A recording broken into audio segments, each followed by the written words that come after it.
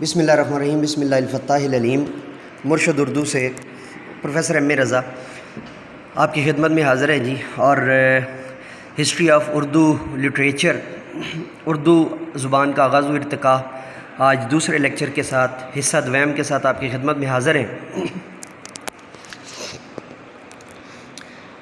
دوآبہ شور سینی پراکرت کا علاقہ تھا، جلد ہی اس نے شور سینی اب برنش کا روپ اختیار کر لیا اور 2 برس کے اندر اندر پورے شمالی ہندوستان پر چھا گئی۔ چنانچہ 10ویں صدی عیسوی میں جب مسلمان بڑی تعداد میں شمالی ہندوستان پہنچے تو یہاں اسی زبان کا دورہ تھا۔ اس زبان کو کھڑی بولی کہا جاتا ہے۔ اسے ہندوستانی کا نام بھی دیا جاتا ہے۔ مسلمان اپنے ساتھ فارسی عربی الفاظ لائے جو اس میں یعنی کھڑی بولی یا ہندوستانی میں داخل ہونے لگے، جس کے نتیجے میں اردو زبان وجود میں آئی۔ یہی نظریہ مسعود حسین خان نے پیش کیا ہے، اور اردو زبان کے آغاز کے بارے میں جتنے نظریات ہیں ان میں یہی سب سے زیادہ قابل قبول ہے۔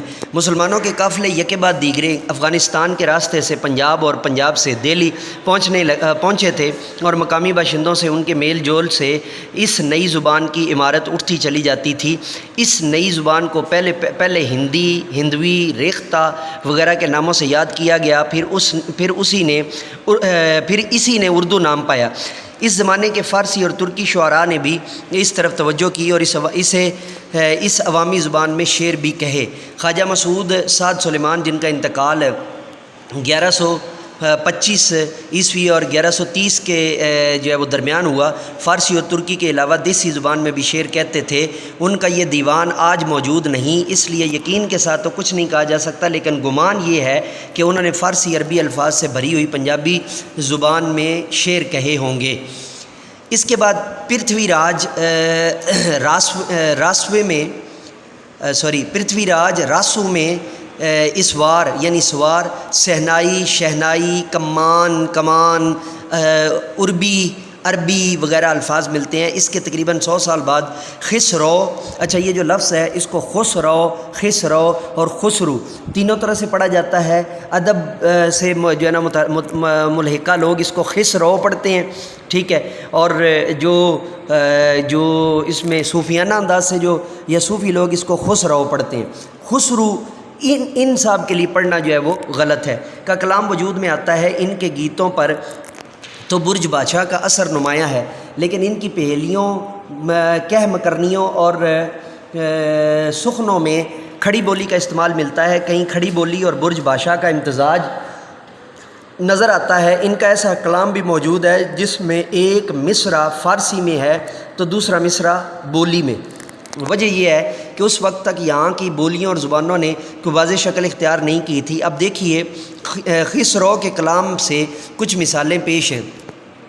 گوری سووے سیج پر مکھ پر ڈارے کیس، چل خسرو گھر اپنے رین بھئی چو دیس۔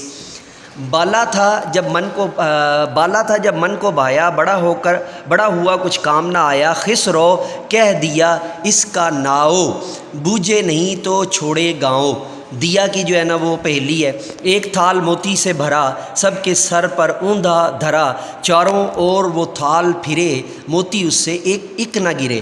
آسمان زحال مسکی مکنت غافل، دورائے نینا بنائے بتیاں، کتاب ہجراں ندارم اے جاں، نقاہ لی ہو لگائے چھتیاں۔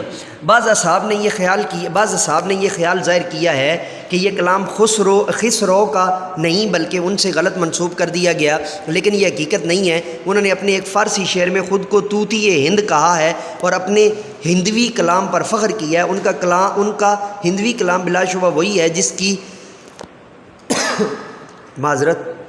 جس کی مثالیں اوپر گزریں۔ یہ بات البتہ تسلیم کی جا سکتی ہے کہ بعد کو چند لفظوں کا رد و بدل ہو گیا، لیکن جو کلام ان سے منسوب ہے وہ یقیناً انہی کا۔ خسرو کا زمانہ خلجی اور تغلق خاندانوں کی حکومت کا زمانہ ہے۔ اس عہد میں فارسی زبان میں متعدد کتابیں لکھی گئیں۔ ان فارسی کتابوں میں چودھری، منڈی، راج، گھڑیال جیسے لفظوں کا استعمال ملتا ہے۔ یہی حال گرو نانک اور کبیر کے کلام کا ہے، بابا کبیر کے کلام کا ہے، یعنی اس میں فارسی اور عربی الفاظ پائے جاتے ہیں۔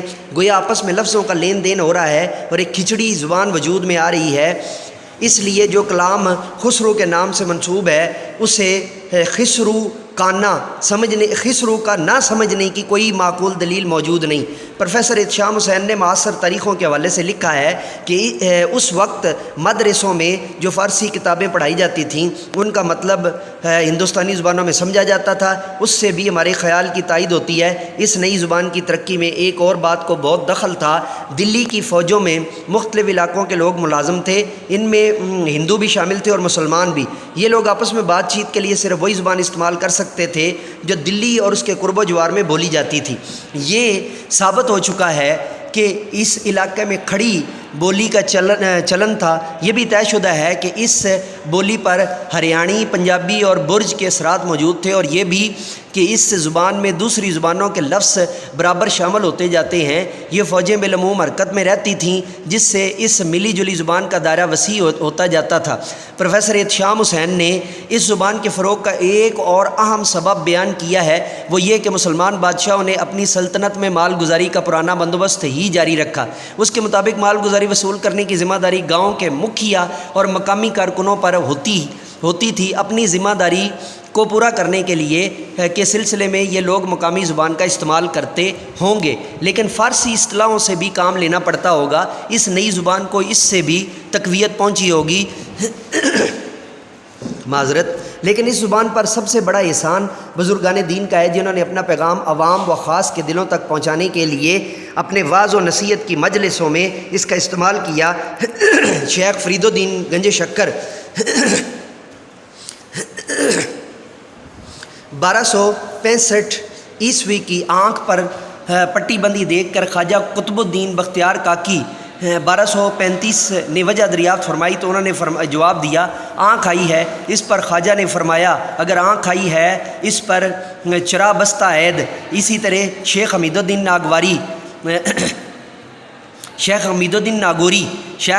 ناگوری متوفہ 1274 سے ان کے والد نے فرمایا، ہاں بابا کچھ اس سے معلوم ہوتا ہے کہ یہ عوامی زبان مجلس واعظ تک ہی محدود نہ تھی، بلکہ ان بزرگوں کی باہمی گفتگو بھی اسی زبانوں میں ہوتی تھی، کیونکہ یہی اس زمانے میں بات چیت کی زبان تھی۔ خواجہ نظام الدین اولیاء 1325 کی تصانیف میں بھی مقامی الفاظ ملتے ہیں۔ کہا جاتا ہے کہ انہوں نے مقامی زبان میں دورے بھی کہے۔ ان کے مرید حضرت خواجہ امیر خسرو نے اردو زبان کی تشکیل میں نہایت اہم خدمت انجام دی، جس کی طرف اوپر اشارہ کیا جا چکا ہے۔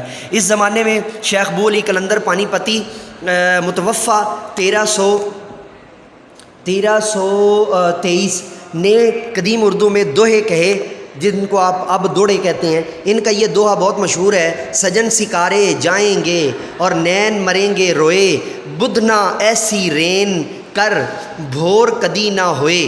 ان کے بعد شیخ شرف الدین یحییٰ منیری متوفہ 1380 کے دوہے کج مندرے فال نامے اردو زبان کے ارتقاء میں ایک سنگ میل کی حیثیت رکھتے ہیں۔ ان کا یہ فقرہ دیس بھلا پر دور اکثر مورخوں نے نقل کیا ہے۔ شیخ عبد القدوس گنگوہی متوفہ 1538 برج بادشاہ کے شاعر تھے اور الکداس تخلص کرتے تھے۔ مورخین نے لکھا ہے کہ ایک فارسی عبارت سمجھاتے میں یہ مصرع کئی بار ان کی زبان سے ادا ہوا کہ پربت بسے ہمارے میت۔ ان صوفیاء کرام کے علاوہ اردو زبان کی نشو و نما میں اور بھی بہت سے بزرگوں کا ہاتھ ہے، جن میں نام دیو، کبیر اور گرو نانک کے نام قابل ذکر ہیں۔ نام دیو متوفہ 1310 مراٹھی زبان کے شاعر تھے، لیکن جگہ ان کی زبان قدیم اردو کے بہت نزدیک آ جاتی ہے۔ مثلاً مائے نہ ہوتی، باپ نہ ہوتا، کرم نہ ہوتی، کایا ہم نہیں ہوتے، تم نہیں ہوتے، کون کہاں تھے آیا۔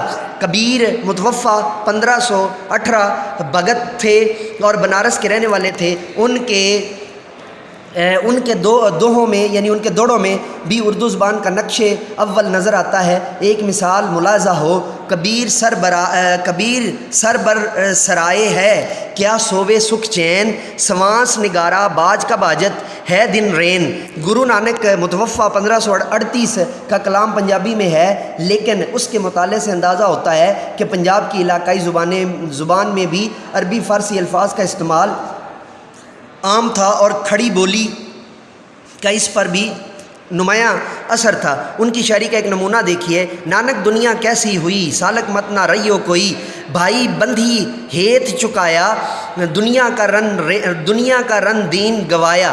گویا یہ وہ زمانہ ہے جب سارے ملک میں ایک زبردست لسانی تبدیلی رونما ہو رہی ہے، یعنی بہار و بنگال اور یا مرہڑواڑہ راجستھان ہو یا پنجاب، ہر جگہ مقامی زبان میں عربی فارسی الفاظ تیزی سے داخل ہو رہے ہیں، اور زبان کی ساخت کھڑی بولی سے متاثر ہو رہی ہے۔ دلی اور نواحی اضلاع میں اس کا اصلی مرکز ہے۔ فوجی دستوں کے ساتھ یہ زبان دکن پہنچتی ہے اور اس طرح یہ دو حصوں میں تقسیم ہو جاتی ہے، یعنی قدیم اردو دکن میں اور قدیم اردو شمالی ہند میں۔